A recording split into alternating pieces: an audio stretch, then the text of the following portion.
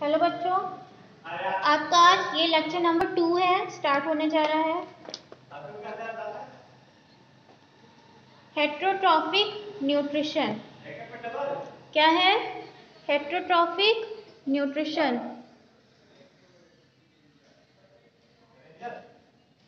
Heterotrophic nutrition क्या होते हैं?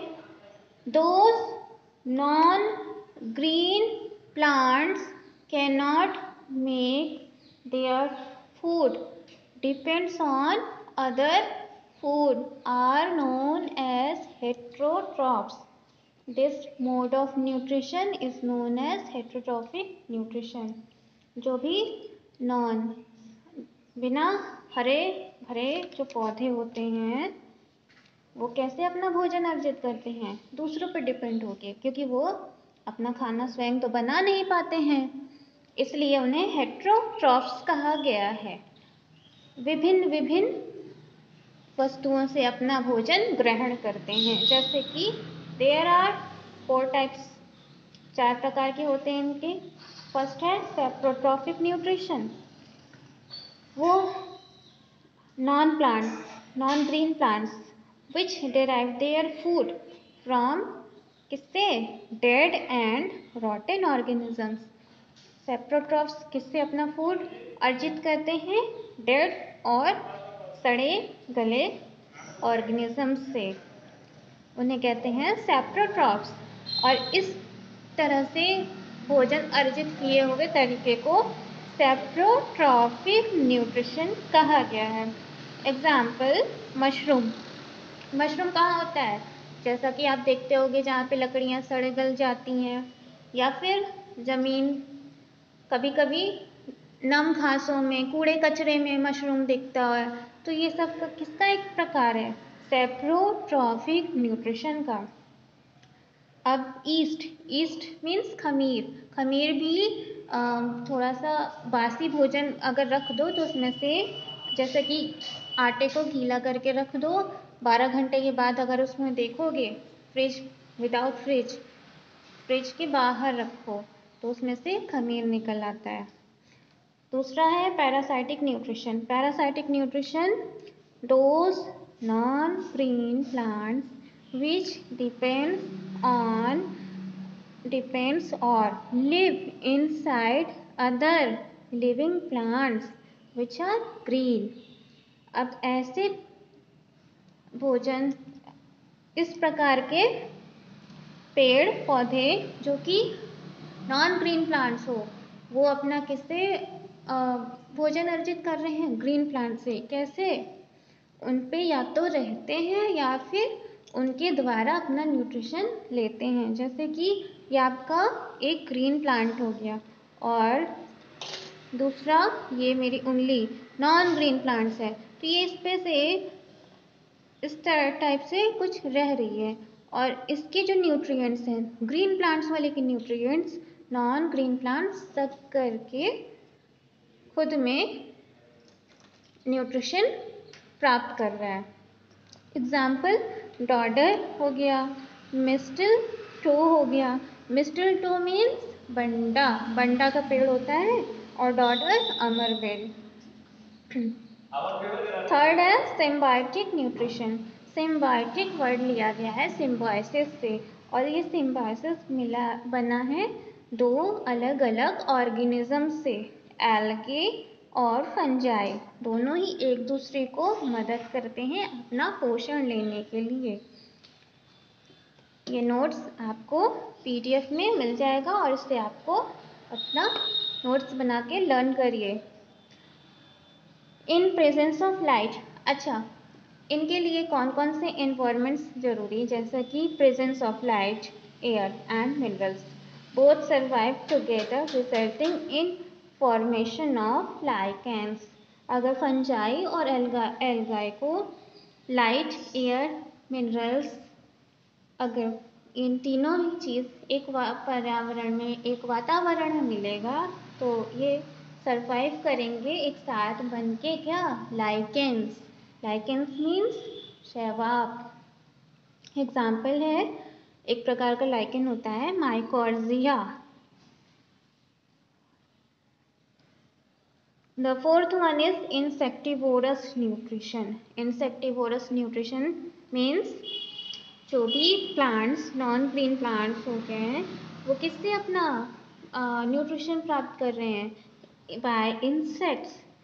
इसलिए उस टाइप के न्यूट्रिशन को इंसेक्टिवोरस न्यूट्रिशन कहा गया है। जैसे कि यहाँ पे डेफिनेशन है, जस्ट लाइक एनिमल्स, एनिमल्स की तरह प्लांट्स भी क्या होते हैं, प्लांट्स आर कार्निवोरस, पौधे भी जानवरों की तरह मांसाहारी होते हैं। इससे क्या वो किस पे डिपेंड हो जाए, कीटों पर। कीट किस प्रकार के, जैसे कि फ्लाइज मक्खियाँ, ग्रास होपर टिड्डे और स्पाइडर्स या फिर मकड़े। ये आसानी से पेड़ इनको अपने जाल में पौधा गिरफ्तार कर लेता है और आसानी से उसे डाइजेस्ट करके, प्रे मीन्स होता है शिकार, तो वो उसे ट्रैप करके अपना शिकार बना के उसे डाइजेस्ट कर लेता है। उन प्लांट्स के अंदर एक स्पेशल जूसेस सीक्रेट होते हैं, उन जूसों की मदद से ये अपना न्यूट्रिशन जो भी इन्हें जैसे प्रे, जो भी इन्हें प्रे मिला, शिकार मिला, उसे डाइजेस्ट कर लेते हैं। Example pitcher plant, Venus fly trap. इन दोनों का ही डायग्राम देख लीजिएगा कैसे वो ट्रैप करता है। Autotrophic nutrition. अब पहला टाइप का तो न्यूट्रिशन हम लोग ने पढ़ लिया, अब दूसरा टाइप का न्यूट्रिशन है ऑटोट्रॉफिक न्यूट्रिशन। ऑटोट्रॉफिक न्यूट्रिशन में होता क्या है कि all green plants synthesise food by their own. इस प्रकार के न्यूट्रिशन में सभी हरे भरे पौधे अपना न्यूट्रिशन लेते हैं। इस टाइप के न्यूट्रिशन को ही ऑटोट्रॉफिक न्यूट्रिशन कहते हैं। इनमें सभी ग्रीन प्लांट्स आ जाएंगे। अब ये जो न्यूट्रिशन है ये कैसे होता है, by the process of photosynthesis. अब फोटोसिंथेसिस में क्या होता है आइए देखते हैं। जैसा कि यहाँ पे कार्बन डाइऑक्साइड प्लस मीन्स और वाटर दोनों ही मिलके एक साथ ऐड हो रहे हैं और आपको क्या बना रहा है, एक ये पौधे का भोजन बन रहा है, जिसमें से carbon dioxide, water, sunlight in presence of एक ग्रीन पिगमेंट होता है प्लांट में, उसे क्लोरोफिल कहते हैं, और ये बनाता है, आपको देता है ग्लूकोज और ऑक्सीजन। तो कार्बन डाइऑक्साइड पौधे को जब दोगे, वाटर दोगे इन प्रेजेंस ऑफ सनलाइट, तो आपको क्या मिलेगा, ग्लूकोज और ऑक्सीजन। और इसी प्रोसेस को कहा गया है फोटोसिंथेसिस। अब डेफिनेशन इसकी हम लोग पढ़ लें, इसे हिंदी में प्रकाश संश्लेषण कहते हैं। डेफिनेशन देख लेते हैं। Cells of green plants synthesise food from water, carbon dioxide and sunlight. यही है कि जो ग्रीन प्लांट्स की जो सेल्स होती हैं, कोशिकाएं होती हैं, वो अपना फूड खुद से बनाती हैं, भोजन बनाती हैं। किसके प्रेजेंस में, carbon dioxide, water and sunlight. Where does, अब ये फोटोसिंथेसिस होता कहाँ है, photosynthesis occurs in tiny structures which is kind of a cell. Tiny structures पौधे के बहुत ही महीन स्ट्रक्चर्स में होते हैं, उन्हें सेल कहा गया है। सेल मीन्स कोशिका, और उस स्ट्रक्चर को एक पर्टिकुलर नाम दिया गया है, उस टाइनी स्ट्रक्चर को एक पर्टिकुलर नाम दिया गया है, इसे कहा गया है क्लोरोप्लास्ट। इसे कहा गया है chloroplast.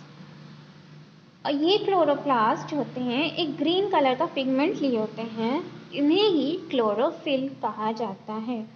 These are contained with a green pigment known as chlorophyll, और इसी को क्लोरोफिल कहा जाता है, जिसकी वजह से आपकी पत्तियां हरी होती हैं।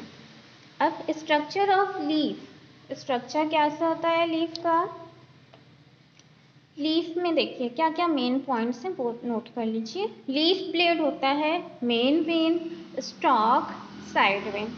लीफ ब्लेड क्या होता है, एक ऐसा एक पौधा होता है, उसमें पत्तियां होती हैं, तो पत्तियां कुछ उस टाइप की होती हैं,